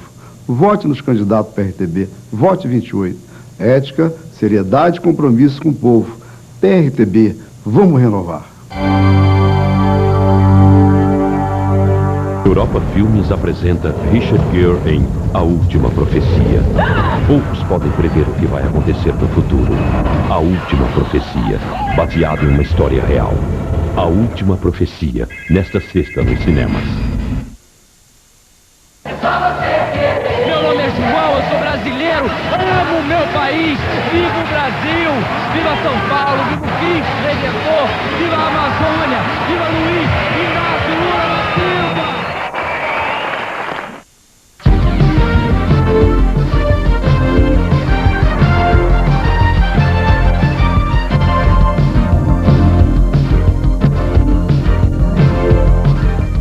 Vamos dar início agora ao terceiro bloco deste debate com os 4 principais candidatos à presidência da República. Lembrando que essa é a última vez em que eles se encontram antes das eleições do próximo domingo. Este é um bloco de temas determinados, por isso, neste momento, eu vou fazer aqui o sorteio do tema que será o tema da primeira pergunta do bloco. O tema será da área de segurança, narcotráfico. Agora eu vou sortear o candidato que vai fazer a primeira pergunta do bloco. A pergunta sobre narcotráfico será feita pelo candidato Ciro Gomes. O senhor tem apenas que escolher para quem vai dirigir a pergunta. Eu vou perguntar ao garotinho. O senhor tem 30 segundos. O Rio de Janeiro, nesse dia 30, parou. E aquilo me assustou como brasileiro, porque quando o governador do Ceará, a gente ia fazer a promoção do turismo para Fortaleza, e todo mundo perguntava que distância tinha do Rio, porque o Rio é a porta do Brasil. O que está acontecendo no Rio de Janeiro? Você foi governador, a governadora Benedita é do PT, o governo Fernando Henrique é do PSDB. O que está acontecendo com o Rio de Janeiro, que eu sei, apenas é a expressão um pouco talvez mais chocante daquilo que está acontecendo na média do Brasil. Candidato Garotinho. Olha, Ciro, eu investi no Rio de Janeiro em segurança pública 400 milhões de reais. Dobrei o salário dos policiais, contratei 15 mil policiais, fiz tudo o que um governador devia fazer. Mas acontece que o narcotráfico, ele é de responsabilidade do governo federal. O Rio de Janeiro não tem fábrica de fuzil AR-15. O Rio de Janeiro não tem fábrica de transformação de coca em cocaína. O Rio de Janeiro não tem plantação de maconha. É preciso que o Brasil tenha uma política de monitoramento das suas fronteiras. Eu estou cansado de dizer, eu sugeri num documento ao governo federal, no ano de 99, uma série de medidas. Criação de presídio federal, não foi feito nada. Pedi que nós tivéssemos um monitoramento de fronteira, nada foi feito pelo governo federal, infelizmente. E, infelizmente, eu tenho que dizer que no dia 30 houve relaxamento por parte das autoridades estaduais. Uma fita divulgada pelo Ministério Público informa que as autoridades já haviam sido comunicadas. A governadora do estado foi comunicada, o secretário de Segurança Pública foi comunicado, e eles negaram isso primeiro. Disseram que não sabiam, tentaram fazer uma exploração eleitoral, disseram que não, isso aí é jogada política, e depois, quando o Ministério Público divulgou, então eles admitiram que sabiam. Candidato Ciro Gomes. Eu acho que o governador Garotinho tem uma percepção correta. E se me permite uma brincadeira, acho que leu de novo e tem lido com certa assiduidade a nossa concepção, o nosso programa de governo que está aqui. De fato, a experiência de enfrentar crime organizado não pode ser deixada na mão dos governos estaduais. Eles não têm tradição, não têm recursos humanos, não têm recursos financeiros por média no Brasil. E no mundo inteiro, quem teve sucesso em controlar, em destroçar o crime organizado, fez o quê? Federalizou o centro do crime organizado, que é a nossa proposta. Narcotráfico, contrabando de arma, sequestro, crimes praticados por policiais civis e militares, crime de lavagem de dinheiro do colarinho branco e corrupção contra o dinheiro público passarão, no meu governo, a ser responsabilidade da Presidência da República, da Polícia Federal ampliada com a sua capacidade tecnológica de investigação, com o Ministério Público Federal, Defensoria Pública da União, ampliação da Justiça Federal e, inadiável, construção de presídios federais de segurança máxima em regiões distantes, onde o preso vai pagar pela sua estadia. Por favor, candidato Garotinho. Eu apenas queria dizer ao candidato Ciro Gomes que eu não preciso ler o livro dele do programa de governo, porque o meu programa de segurança pública, ele é o mais extenso. O meu programa de governo foi concebido por uma equipe que foi visitar a Scotland Yard, que visitou o programa de tolerância zero dos Estados Unidos, e eu sei, você tem toda a razão, a sua proposta é correta, como a nossa também é correta. Não se trata aqui dizer, um é melhor do que o outro. Todos os dois programas são bons programas. O que se trata hoje, e é uma questão importante, é a total omissão do governo federal neste tema. É impressionante como o governo se omitiu. Eu me lembro quando a polícia do Rio de Janeiro, com o serviço de inteligência, mais o Ministério Público, através da promotora Márcia Velasco, nós conseguimos prender o senhor Fernandinho Beiramar. Enquanto eu fui governador do Rio, o governo federal não mandou para cá. Quando eu saí, no dia seguinte, mandaram para cá. Falta de autoridade, falta de comando. Seu tempo, candidato. Candidato Ciro Gomes, com o senhor presidente da República, o senhor reservaria algum papel para as Forças Armadas no combate ao narcotráfico? Nós temos que recuperar a capacidade operacional de defesa do Brasil. É um escândalo, um dos grandes escândalos brasileiros, que o país hoje esteja indefeso. O Brasil hoje não tem capacidade operacional, está com a sua força aérea sem equipamento, predando os aviões para trocar peça, o exército dispensando 40 mil recrutas por falta de comida. Eu visitei quartéis na fronteira do Acre, funcionando a meio expediente por falta de comida, e nós temos que restaurar essa capacidade operacional da nossa Força Armada e garantir um modelo de defesa em que o objetivo estratégico seja o norte. Mas eu repilo essa ideia norte-americana de transformar as Forças Armadas brasileiras em forças policiais. Isso é tarefa para a Polícia Federal e não de forma nenhuma é conveniente ao país permitir que as suas Forças Armadas se envolvam em questões de polícia. Candidato Garotinho, a mesma pergunta. O senhor, presidente da República, reservaria algum papel para as Forças Armadas no combate ao narcotráfico? Olha, William Bonner, eu sou um nacionalista. Um homem que tem um amor por esse país e por todas as suas instituições, especialmente pelas Forças Armadas brasileiras. Eu fui o primeiro, no primeiro debate de televisão, a denunciar a humilhação que as Forças Armadas brasileiras foram submetidas pelo governo do senhor Fernando Henrique Cardoso. Aqueles meninos sendo mandados embora, porque não tem comida no quartel. O papel das Forças Armadas é que elas sejam reequipadas, preparadas para um sistema de defesa. O papel das Forças Armadas é que os seus institutos tecnológicos, o ITA que eu visitei, que deu origem à Embraer, foi o trabalho tecnológico, científico, de pesquisa dos institutos das nossas Forças Armadas que nós queremos recuperar e as suas Forças Armadas. Crime é problema de polícia.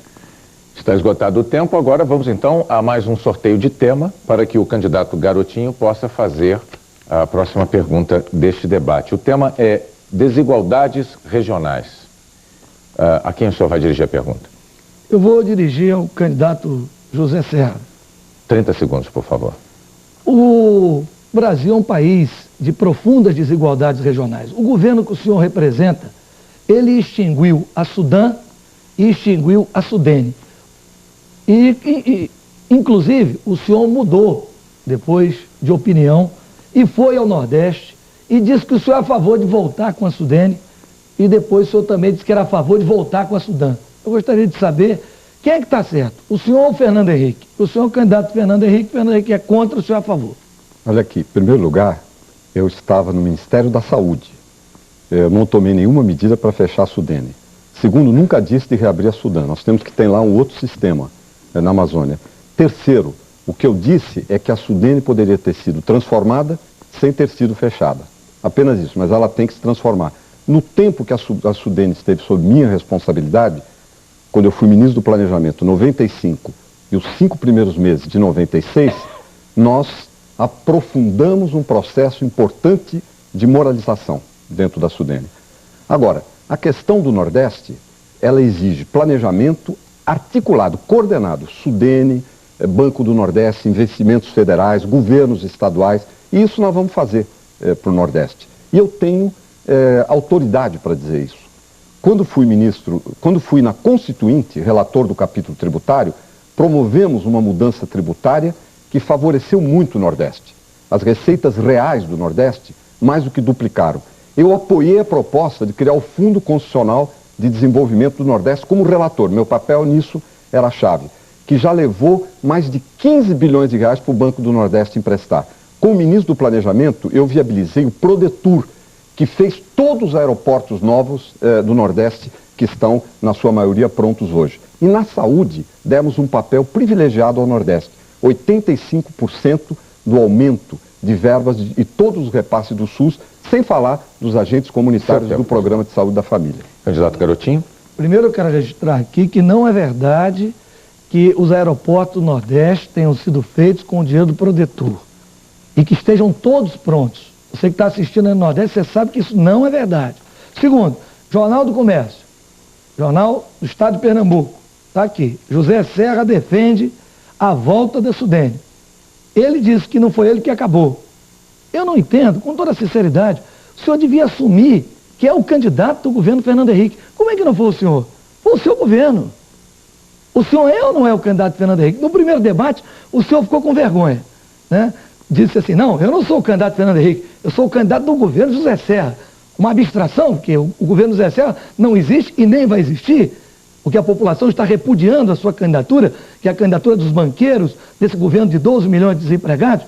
Eu queria que o senhor fosse claro em relação à Sudene. O seu governo acabou com a Sudene, o governo do qual o senhor representa. O senhor disse que vai voltar com a Sudene. Eu quero que o senhor diga para os nordestinos, vai ou não vai? Seu tempo, candidato. Garotinho, você está na emissora certa, que é a Rede Globo, mas no programa errado. Nós não estamos no Cacete Planeta. Você está se comportando como se estivéssemos no Cacete Planeta. A emissora é certa, mas o programa é errado. Acontece o seguinte, eu declarei no Nordeste que não teria fechado a Sudene, que vou refazer a Sudene em novas bases, inclusive com esse nome. Isso é tudo. Olha, essa história de governo Fernando Henrique é bom para esclarecer. Eu fui 2 vezes ministro do Fernando Henrique, me orgulho do apoio que ele me dá. Acontece que os outros candidatos, em vez de quererem discutir o futuro, como é que a gente vai resolver os problemas brasileiros, querem, além das críticas e apontarem problemas, ficar remoendo o passado.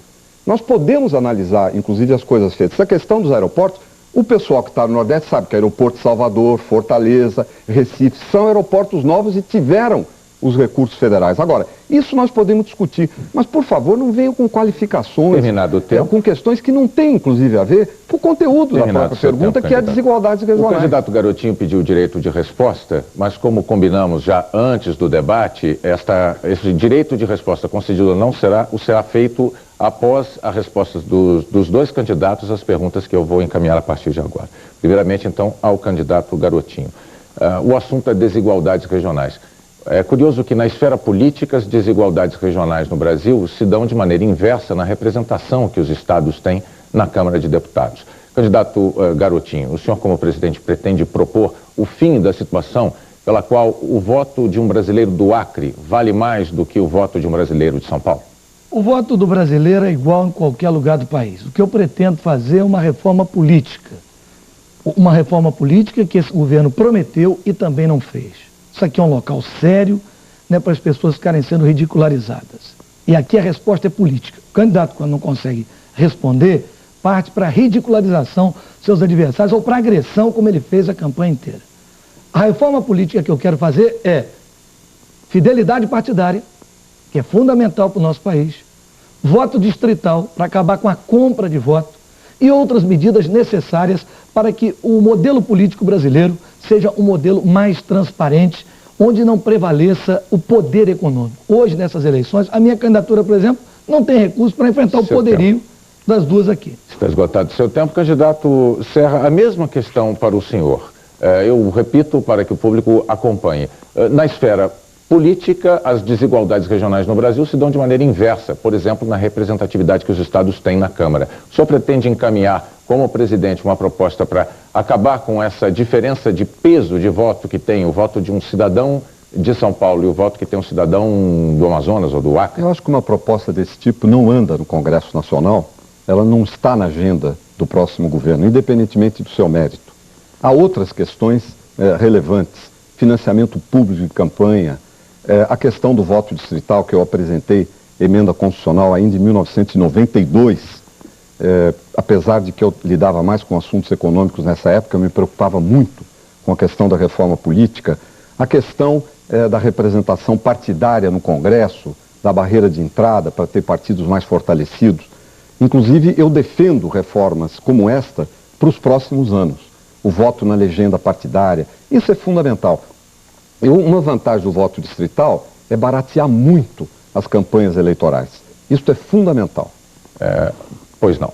Candidato Garotinho, o senhor vai ter o direito de resposta neste momento. Eu só vou pedir ao senhor que, por favor, se atenha a defender-se do ataque que sofreu e não motive outro direito de resposta por atacar alguém. A partir de agora está contando o tempo. William Bonner, você pode ficar tranquilo.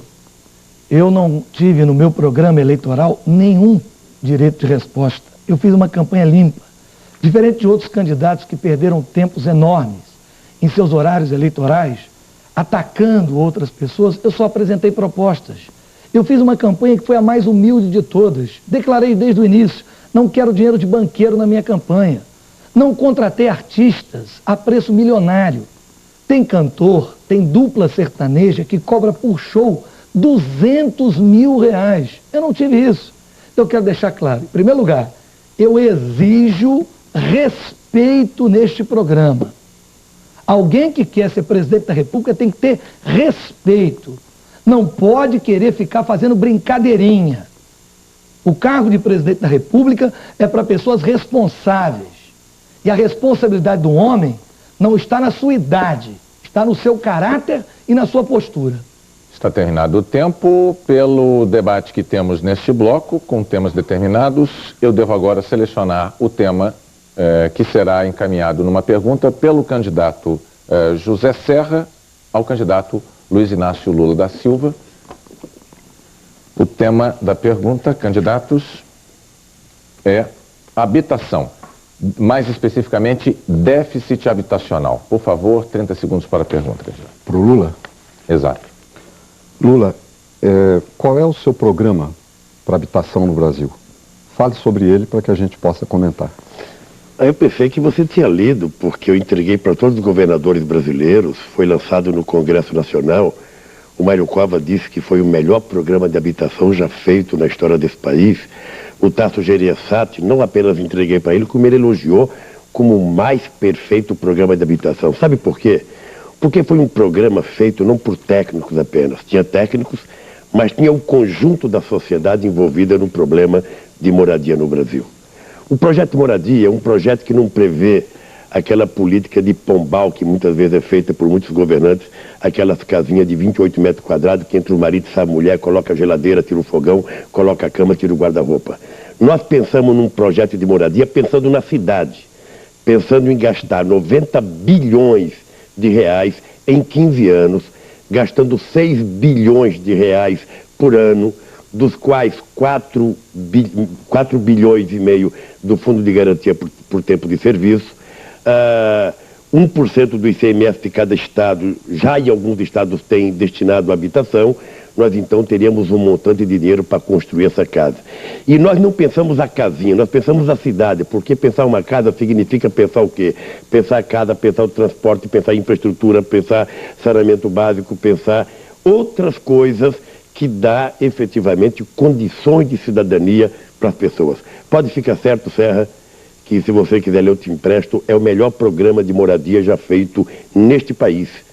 Tá? Dito por governadores do PSDB. Obrigado, candidato. 1 minuto para a réplica. Lula, eu li o programa. Eu apenas fui delicado com você, uma vez que esse cabe o tema, pedindo que você explicasse qual é a sua proposta. Então, às vezes, a delicadeza é respondida com ironia, paciência. Agora, nesta questão da habitação e da leitura do seu programa, inclusive seria útil que prefeituras como a de São Paulo lessem o programa, para poder aplicar e fazer alguma coisa, porque não estão fazendo. Agora, eu creio que na questão habitacional nós temos que estar focados em duas categorias de famílias, de cidadãos. Primeiro, aqueles que não têm renda, que a renda é muito baixa. Aí tem que ser com recursos do orçamento federal, do orçamento dos estados, do orçamento dos municípios, recursos do Fundo de Garantia. E, inclusive, as prefeituras entrando com terra nos municípios que isso for possível. Temos que pensar também numa vila rural, que é um programa que foi começado no Paraná, que é interessante. Em vez de as famílias irem se concentrar na cidade, fazer habitação no campo em melhores condições. Esgotado o seu tempo, candidato Lula, por favor. Olha, ô Serra, você leu o projeto, você percebeu que entre 1995 e 1999 morreram no Brasil 300 mil crianças com doenças adquiridas pela falta de saneamento básico. E o que é mais grave é que, por conta de fazer superávit primário, esse governo passou 3 anos sem investir um único real em saneamento básico, embora tivesse dinheiro do Fundo de Garantia para isso e da Caixa Econômica Federal. Isso está escrito no projeto, logo na introdução. O que eu acho muito grave é que pensar habitação no Brasil é pensar qualidade de vida, é pensar não tirar o cidadão e colocar longe da cidade, naquelas casinhas com a porta igual, janela igual, que se ele tomar um aperitivo ele é capaz de entrar na casa do vizinho, porque é tudo igual, parece um caminhão de melancia. É a gente garantir que a pessoa tem o direito de escolher alguns modelos de casa para que a gente possa respeitar a dignidade das pessoas pobres no nosso país. Seu tempo. Agora, então, eu vou encaminhar uma pergunta para cada um dos candidatos sobre o tema. Candidato José Serra, o senhor primeiro. No seu governo como presidente da República, o mutuário que não pagar a prestação da casa própria vai ter o imóvel retomado pelo financiador? Olha, dentro de certos limites, isso deveria acontecer, porque do contrário, você terá uma inadimplência geral e não tem como financiar, o que não significa que você não deva dar períodos de carência para a devolução da casa, não deva dar condições de renegociação da dívida quando ela for justificada, quando houver realmente necessidade de se renegociar. Agora, eu queria insistir num ponto que é a questão rural. Porque as cidades hoje, as cidades grandes, estão congestionadas. Muitas vezes as pessoas vão para as cidades para morar. Então, nós devemos desenvolver um programa de habitação no campo, em terrenos de meio hectare, de 5 mil metros, que serão baratíssimos, mais baratos que o das cidades. E as pessoas poderem fazer o seu cultivo lá e trabalharem a distâncias pequenas. Perdoe interrompê-lo dessa maneira. Agora é o candidato Lula que vai responder a mesma questão. O senhor, como presidente da República, um mutuário que não pagar a prestação da casa própria, vai ter o imóvel retomado pelo financiador? Há duas coisas importantes a serem discutidas. Primeiro, tem uma parte da sociedade brasileira que mesmo que você cobrar R$30 por mês, ela não pode pagar. Porque ela não ganha isso por mês, ela está desempregada. Essas pessoas estão virando